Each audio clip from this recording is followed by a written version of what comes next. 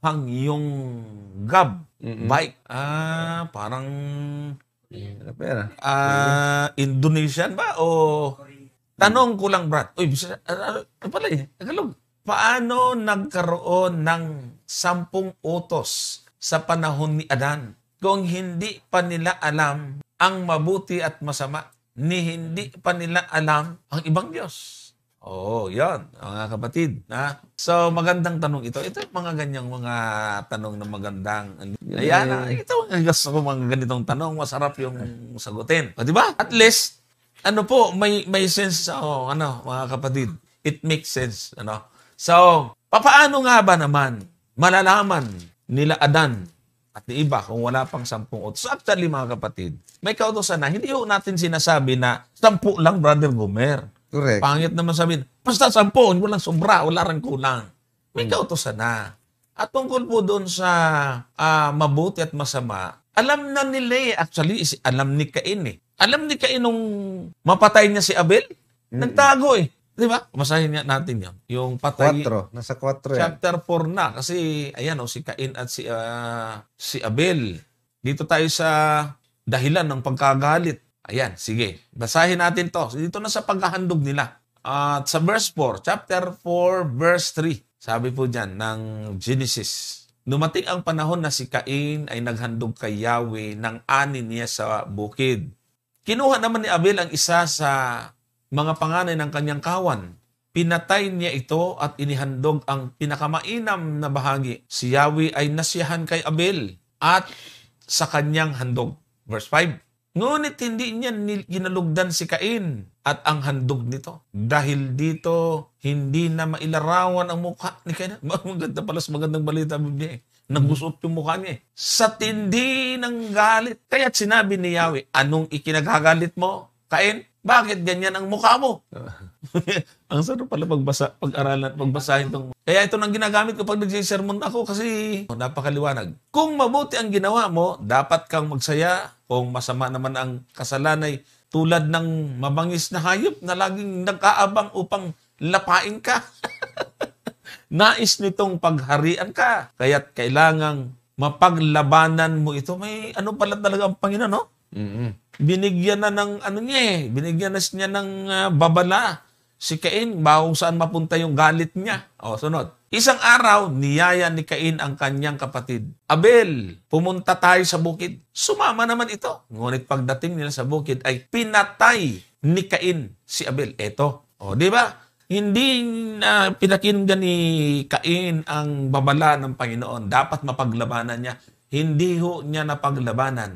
Pinatay niya. Ay di wala namang utos na wag kang papatay. Ay di si Cain, Brother Gomer. Ay di wala. Hindi ba siya nagkasala Ganun ba ang kanyang naramdaman? Ha?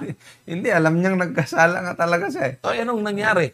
Tuloy natin. Verse 9. Tinanong ni Yahweh si Cain, nasaan ang kapatid mong si Abel? Sumagot siya, hindi ko alam. Bakit ako ba'y tagapag-alaga ng aking kapatid? Ay talagang dalawa na kasalanan niya. Pagpatay, tsaka nagsinungaling pa. Talatang 10. Ano sabi? At sinabi ni Yahweh, Cain, ano itong ginawa mo? Tumisigaw sa akin mula sa lupa ang dugo ng iyong kapatid. Humihingi ng katarungan. Dapat sumagot si Cain. Bakit, Panginoon? May sinabi nga bang bawal pumatay? Oo nga. Lahat nangatuwiran siya. Oo, nangatuwiran siya Dapat.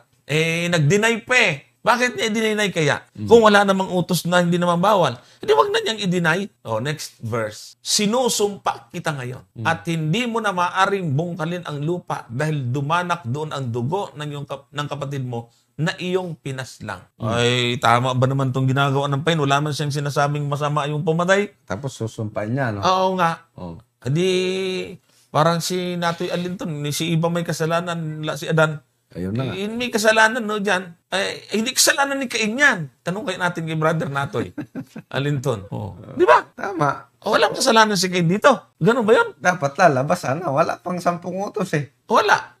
Isa lang ang conclusion niyan. Yun lang yung sinasabi natin. Umiiral na po talaga dyan yung 10 Commandments. Oo nga. Sa panahon na yan. Kahit walang written law, alam naman po natin na ang kautusan ay talagang isinulat sa puso ng Panginoon. So, the mere fact na nung magkasala, kasi Tandaan po ninyo yung talata, mga kapatid, sa Roma 5:13, no? Na ang sabi doon, sabi diyan, Roma 5:13, sapagkat ang kasalanan ay nasa sanglibutan hanggang sa dumating ang kautusan.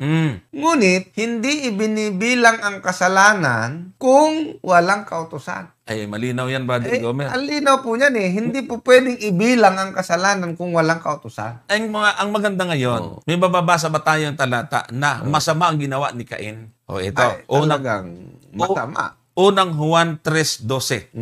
Tingnan natin. Kasi maganda yung pagkakabanggit mo, 5:13 ng Roma ngayon, ito ang sabi. Hindi gaya ni Cain na siya'y sama-sama. Ano ang masama? At pinatay ang kanyang kapatid. At bakit niya pinatay? Sabagat ang kanyang mga gawa ay masasama. At ang mga gawa ng kanyang kapatid ay matuwid. Masasama Nagsinungaling. So may matuwid, may Nagsilos. masama. Doon sa binasa natin sa Roma, hindi naman pwedeng magkasala si Cain kung wala namang utos. Correct. So mayroon talaga. Alam nga naman, ang kasalanan ni Cain doon ay pagnanakaw, pumatay naman siya.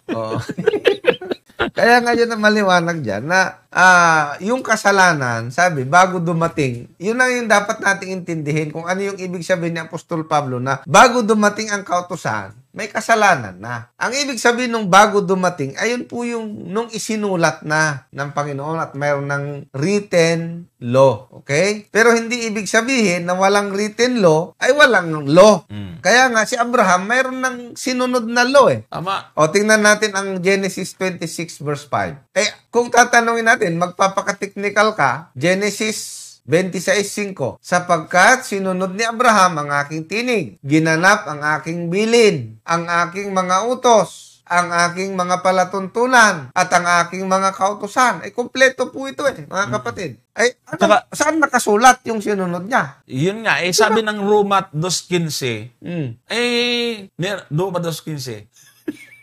Roma 2:15. Itong ating taga-verse, May kausap yata. dapat, ano yata ito? Sabi mo dito, saan nakasulat yung kautusan? Na nangagtatanyag ng gawa ng kautusang nasusulat sa kanilang puso, na pinatutuhan ito pati lang kanilang budhi. Bago yung written law, Brother Johnson, mayroon talagang kautusan. Tama. Kaya nga, alam mo, Brother Gomer, ako naniniwala. Kung hindi sila naalipin sa Egypt, hindi kailangan magsulat ng 10 utos sa tapir ng bato. Kasi mananatili yun sa puso at sa isip nila Tama. Actually, dumating din yung panahon na ang gusto talaga ng Panginoon. Sa puso talaga. Kahit may 10 commandments sa tapis ng bato, pero ang gusto ng Panginoon, ilalagay pa rin sa noo. Tama. Di ba sa Deuteronomy 14, Nasa 6 yun, Brother basahin Johnson. nga natin 6, simulan natin sa Deuteronomy 6, simulan natin sa Talatang 6. Tingnan mo. sa 5 na. Sa 5. Sa 5, umpisa natin. Ayan. At iyong iibigin ang Panginoon mong Diyos ng iyong buong puso at ng iyong buong kaluluwa at ng iyong buong lakas. At sa 6, at ang mga salitang ito na aking iniutos sa iyo sa araw na ito ay sa iyong Puso. puso. Di ba?